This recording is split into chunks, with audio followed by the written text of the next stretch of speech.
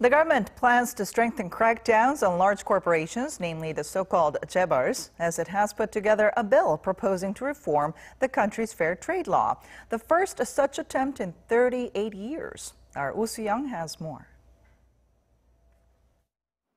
The government is planning to get tougher on big companies that engage in unfair business practices and tighten the rules on inside deals between their affiliates.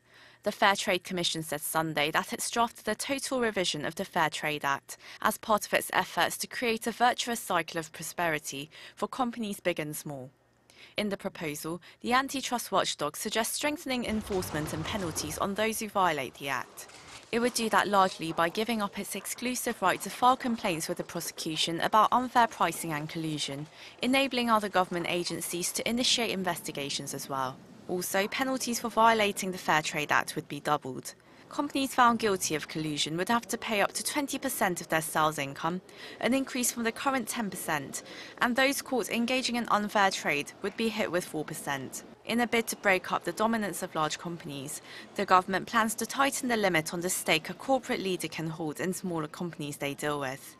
They're now limited to 30%, but that would be brought down to 20%.